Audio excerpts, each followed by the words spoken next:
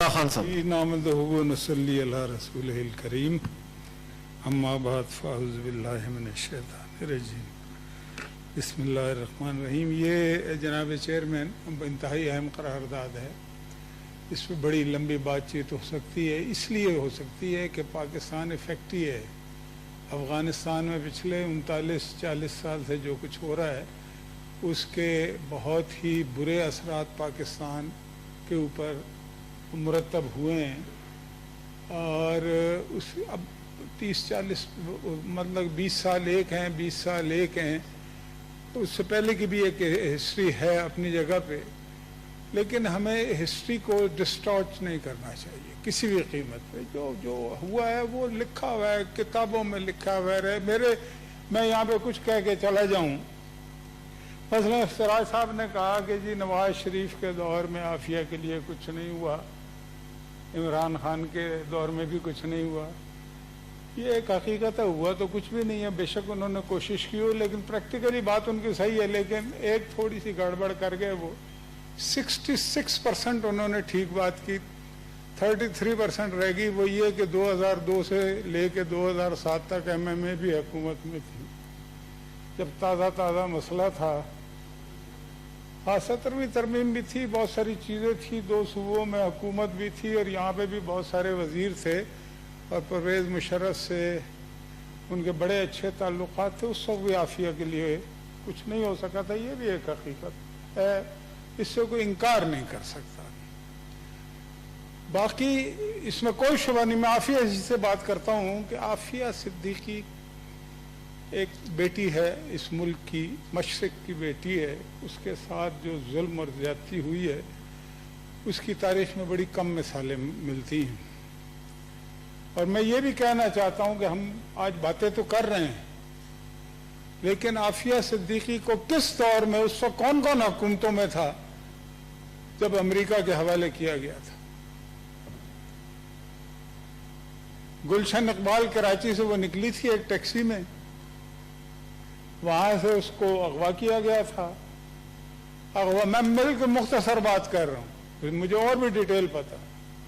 اس کے بعد اس کو یہاں پہ لایا گیا، چھوٹے چھوٹے اس کے بچے تھے 2-3 اس وقت، اور وہ لے جا کے امریکیوں کے جس طریقے سے سپرد کیا گیا، اس کی بھی یعنی کہ کوئی مثال نہیں ملتی۔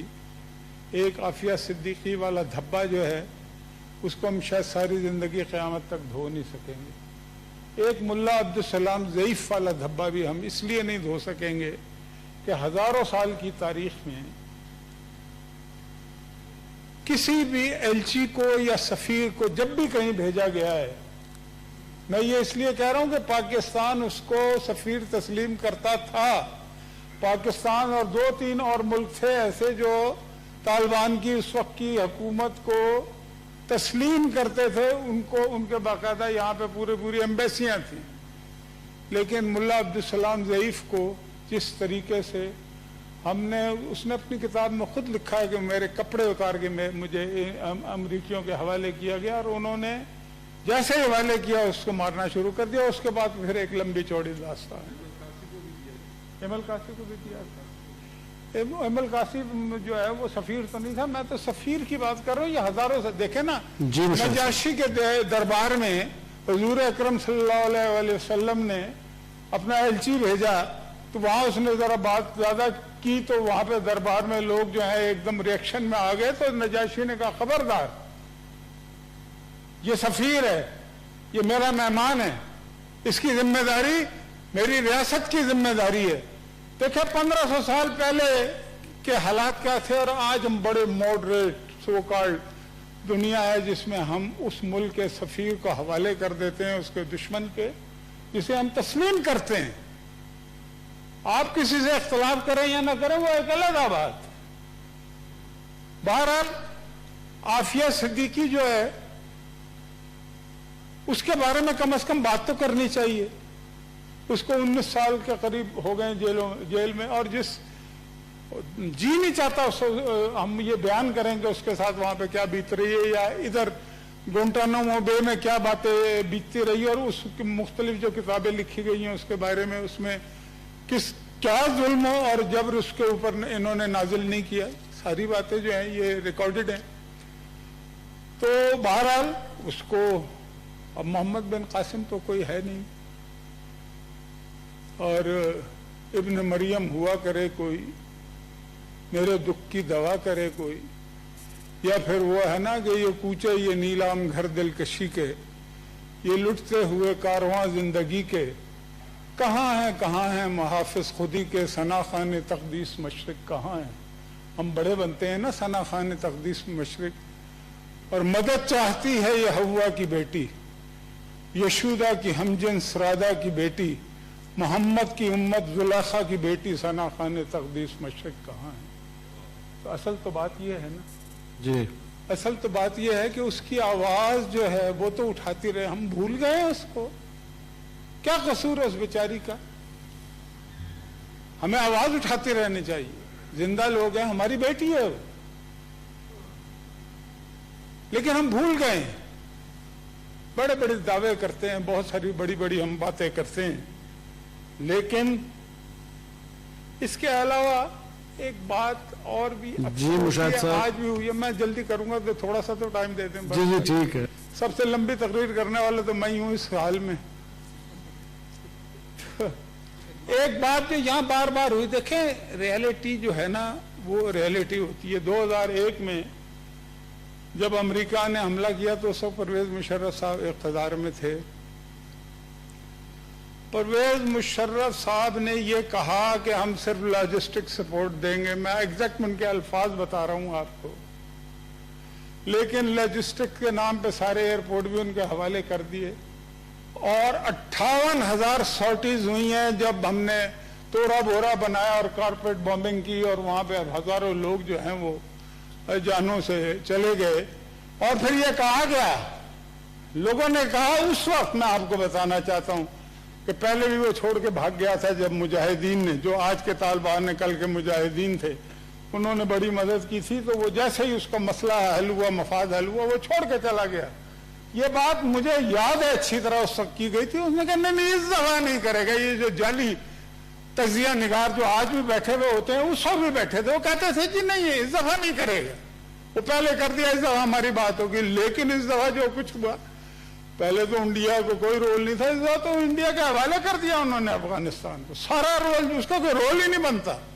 और 70,000 लोग हमारे शहीद हो रहे हैं, फौजी भी शहीद हो रहे हैं, मस्जिदों और अंबार गाहों में धमाके हो रहे हैं, हर चीजें हो रही हैं, लेकिन रोल इंडिया का था। तो जनाबे वाला फिर ये कहना कि जी, अभी कहा मेरे भाई ने कि सबसे पहले इमरान खान ने आवाज उठाई। भाई ये भी हकीकत नहीं है ना। हकीकत पता है क्या है? ये सिराजुल अक्सा बैठे हैं और भी बड़े लोग यहाँ पे बैठे हैं। हकीकत ये है कि जब अमेरिका ने हमला किया तो फौरन बाद जो पहला एक प्लेटफॉर्म बना था, उसका नाम था अफगान जहाद काउंसिल। मुझे मैं गलत कह रहा हूं? उसके अंदर सियासी और मजहबी जमातें, जिनमें JUI और जमात इस्लामी पेश थी, वो शामिल थी। सिर्फ एक सियासी जमात ऐसी थी जो मजहबी सियासी जमात नहीं थी, सिर्फ पॉलिटिकल पार्टी थी, उसका नाम था PMLN। वो अफगान जहाद काउंसिल की मेंबर, कोई और पार्टी अफगान जहाद काउंसिल की मेंबर नहीं थी। ये जो कहते हैं ना बाकी सारे मुशर्रफ के साथ थे, ये जो कहते हैं ना कि हमने सबसे पहले मुखालफत की, ऐसी बात नहीं है।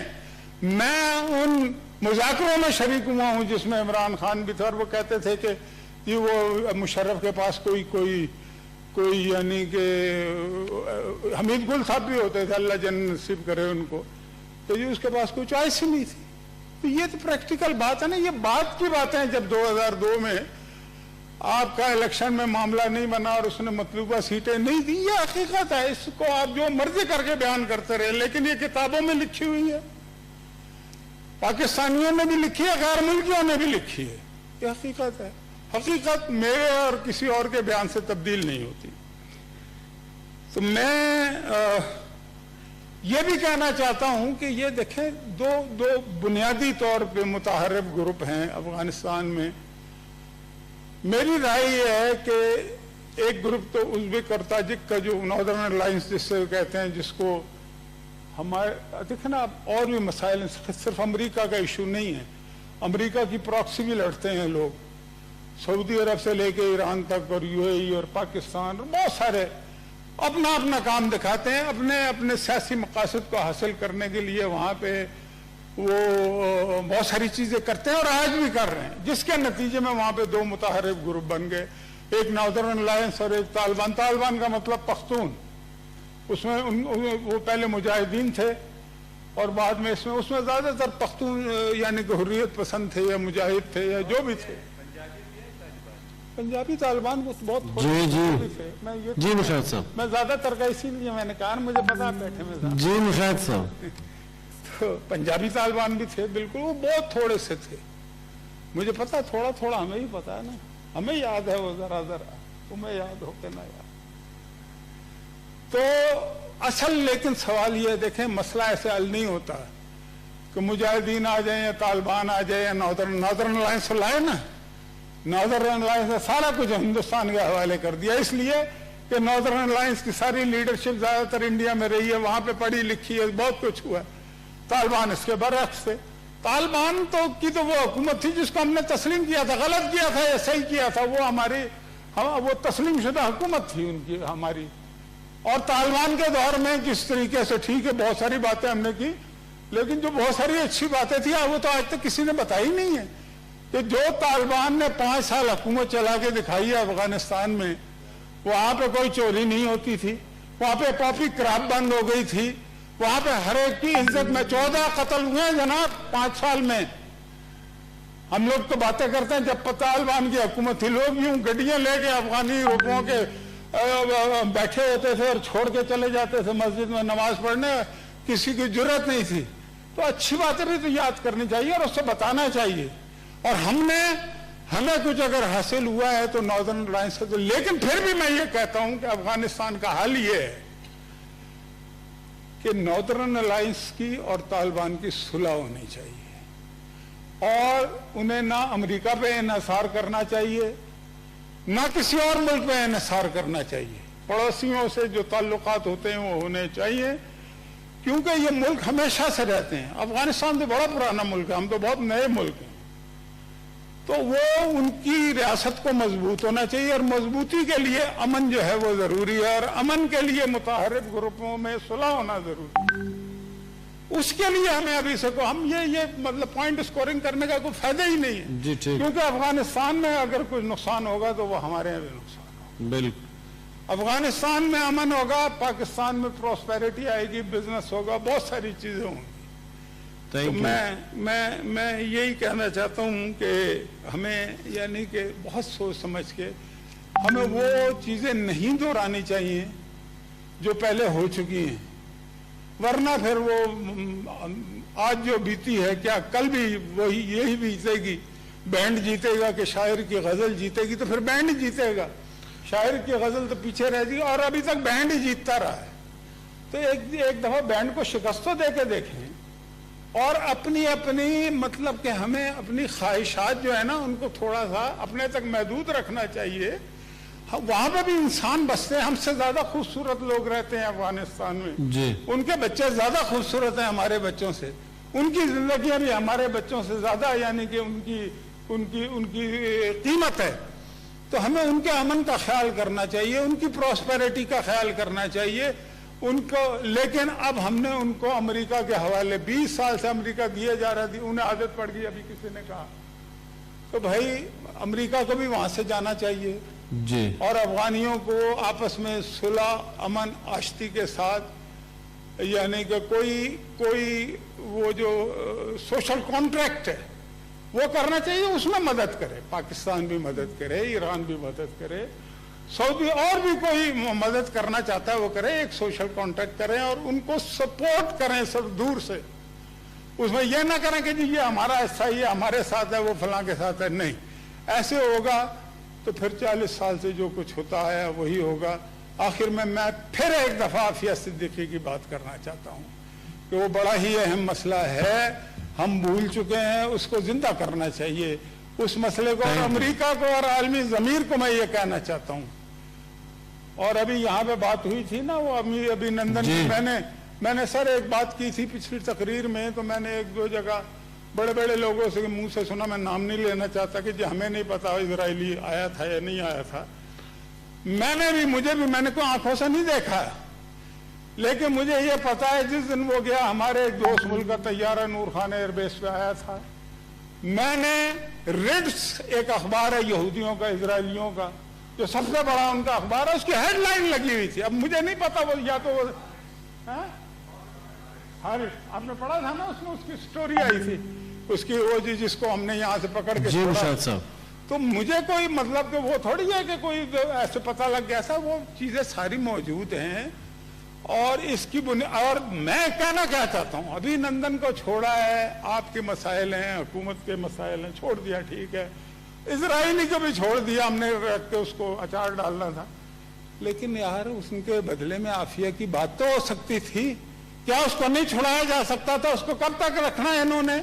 आप उनको तो 2 दिन नहीं रख पाते।